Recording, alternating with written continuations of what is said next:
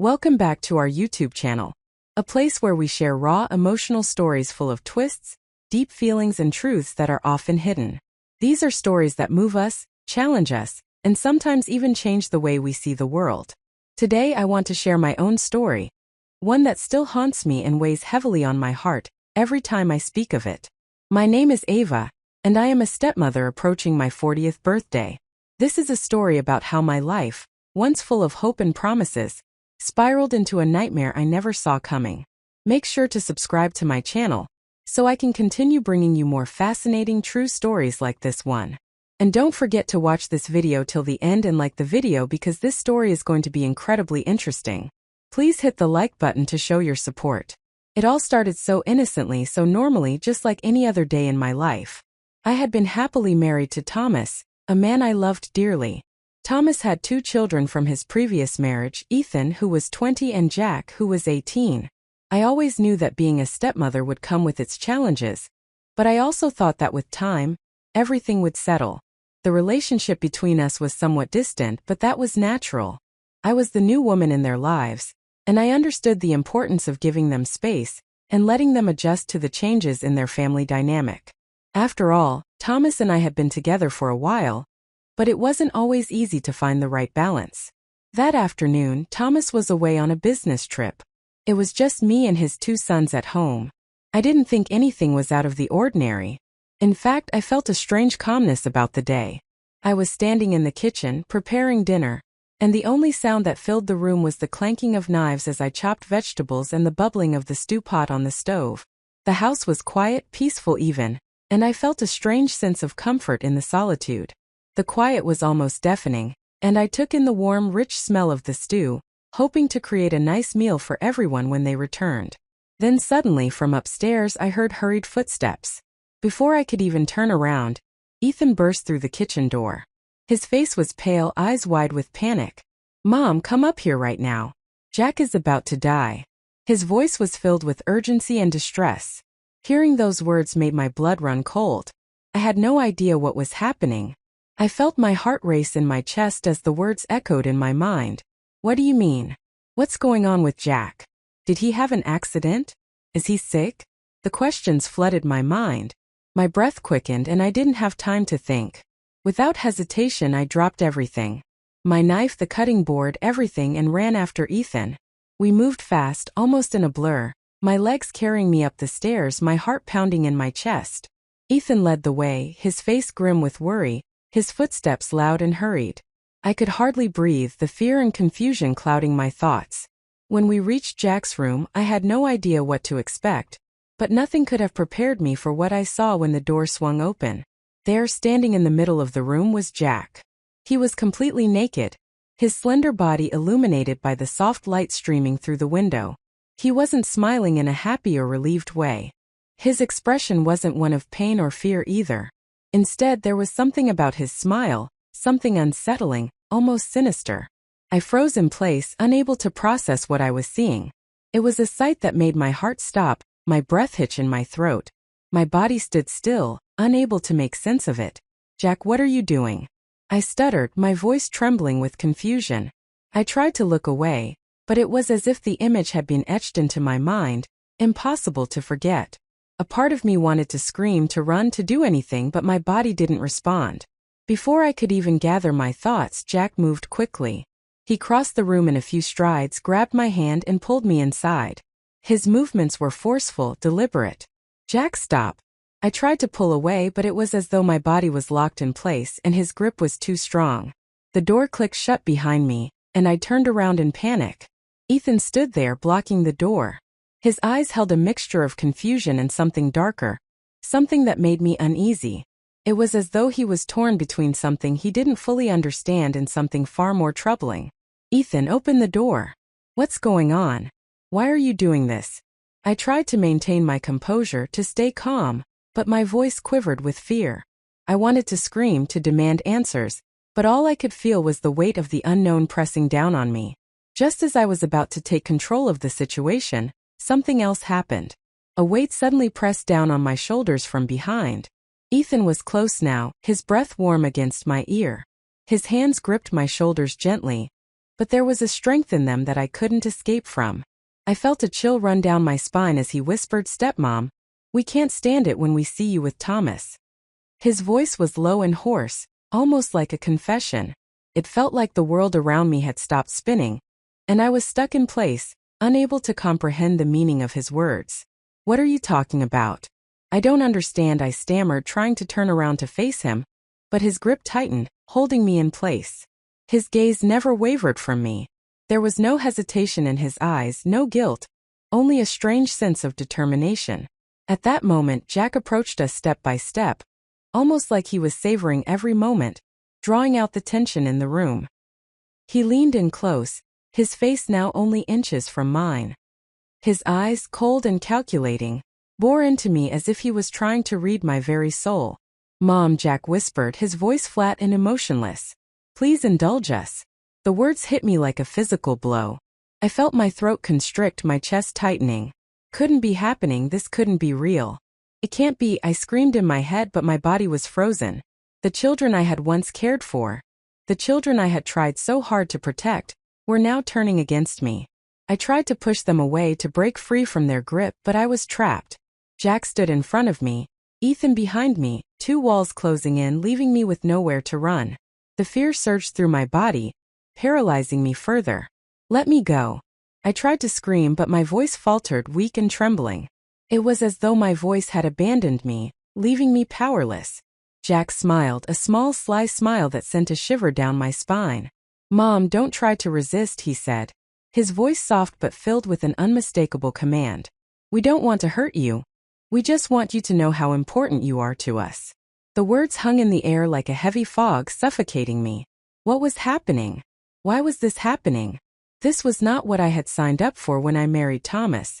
I never imagined that things would ever reach this point. The minutes stretched on, each second feeling like eternity. I tried to hold on to whatever shred of sanity I had left, but it was slipping away. I tried to fight, to push them away, but my body no longer listened to me. It was as though my mind and body were no longer in sync. Every touch, every movement from them seemed to take away a part of me. I felt myself losing control, my resistance becoming weaker and weaker. I could feel the conflict within me, the deep sense of guilt and humiliation, warring with something else, something unfamiliar. It was like a storm inside me, a whirlwind that I could not stop. I felt my body respond in ways I didn't want it to, in ways that terrified me. I knew what was happening was wrong. I knew it crossed every line, but I couldn't stop it. I couldn't escape it. With every passing moment, I felt myself sinking deeper and deeper into this chaos, losing more and more of who I was. The principles I had once held so tightly to were slipping through my fingers like sand. I was no longer the person I used to be. I was no longer in control. I had become a pawn in their game, a plaything for their desires. The days that followed felt like a blur. Every morning I woke up next to Thomas, his peaceful face a stark contrast to the turmoil that raged inside me. His warmth, his trust, everything I had cherished in our life together now felt like a cruel joke. I felt trapped in a never-ending cycle of guilt and fear, unable to break free. Each time I looked into his eyes, I saw only love and trust one knew I had shattered. And yet, I couldn't bring myself to tell him the truth. The silence between Thomas and me grew heavier with each passing day. I could no longer look him in the eye without feeling the weight of my deception. I carried my secret like a stone in my chest, heavy and suffocating. The smile that had once come so easily now felt like a mask, hiding the deep sense of shame and fear that had taken root inside me. In the evenings when Thomas was at work or out with friends, I found myself alone with Jack and Ethan. The house that had once felt like a sanctuary now felt like a prison. Every time I saw them, I could feel their eyes on me, watching me, waiting for the next moment to strike. Their presence was like a shadow hanging over me, making every room feel suffocating. They had taken control of my life in ways I couldn't even begin to understand. And with every passing day, their hold on me grew stronger. First, I had tried to resist. I screamed, I pushed, I fought. But it was like trying to stop a tidal wave with a pebble. The more I fought, the more determined they became. It was as if my resistance only fueled their desire, making them bolder, more daring. The moments I once hoped would pass never did. Instead, they turned into habits. And I, who had once prided myself on my strength, had become weak emotionally, mentally and physically. My mind screamed at me to stop, to get out, to run. But my body no longer obeyed.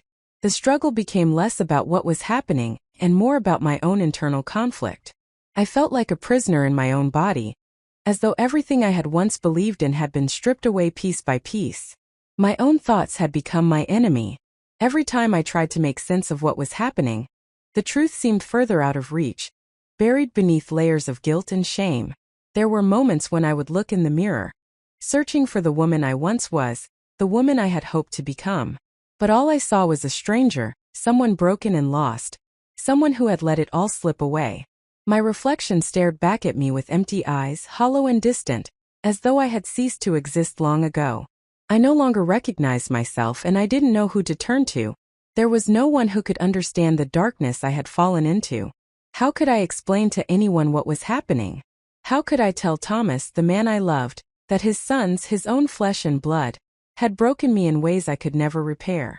How could I tell him that I had become their victim, their puppet, controlled by their every whim? I couldn't even tell myself what was happening, let alone anyone else. The shame was suffocating, and every time I thought about confessing, a voice inside me told me that it would be the end of everything. Thomas would never forgive me. The life we had built would be destroyed, and I would be left with nothing but the ruins of my own mistakes. The weight of that possibility paralyzed me, making it impossible to take any action at all. But there were moments when the guilt became too much to bear. When I was alone in the quiet, I would find myself crying, my tears soaking into the pillow as I clutched it tightly to my chest. I wanted to scream, to shout, to release all the pain and anger that had built up inside me, but I couldn't. The silence around me was deafening, and the walls of my own mind seemed to close in tighter with each passing day. And so I continued on, trapped in my own silence, my own guilt. I began to wonder how much longer I could keep up the facade. How much longer could I pretend that everything was normal? How many more days would I spend lying next to Thomas, pretending that everything was fine, while my soul withered away inside me? Each night I lay awake beside him, staring at the ceiling, waiting for sleep to take me, only to be haunted by nightmares. Nightmares of what had happened, of the things I had allowed to happen. Jack and Ethan seemed to haunt me in my dreams, their eyes following me, their voices echoing in my mind. I couldn't escape them no matter how hard I tried. They were inside me now, and there was no way to get them out. I tried to find solace in my work, in small distractions, in anything that could take my mind off the nightmare I was living, but nothing worked. Nothing could distract me from the fact that I was living a lie. My life, my marriage, everything I had believed in, had been built on a foundation of deceit. I had let it happen. I had allowed myself to be manipulated, to be used, and now there was no escape. I tried to reason with myself, to tell myself that I had no choice, that I had been powerless, but deep down I knew the truth. I had allowed it to happen.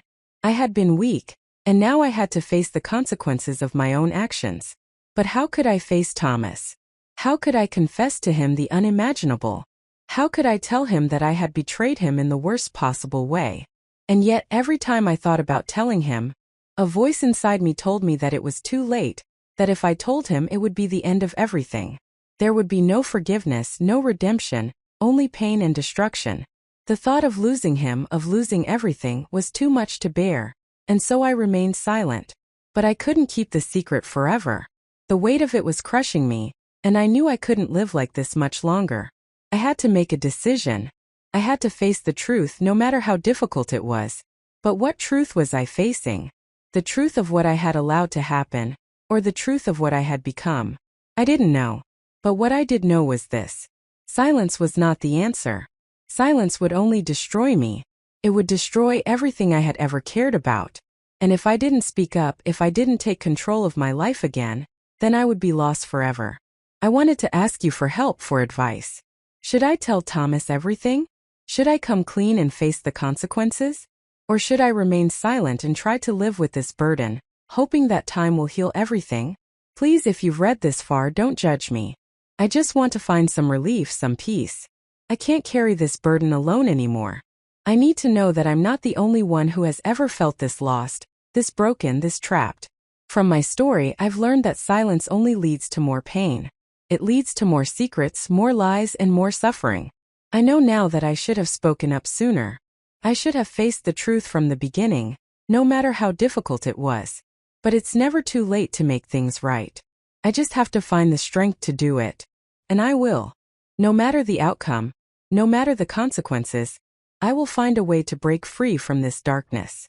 I will find a way to reclaim my life, my dignity, and my peace. Thank you for reading. Please share your thoughts. Your words could be the ones that help me find a way out. The story of Confession Stories ends here.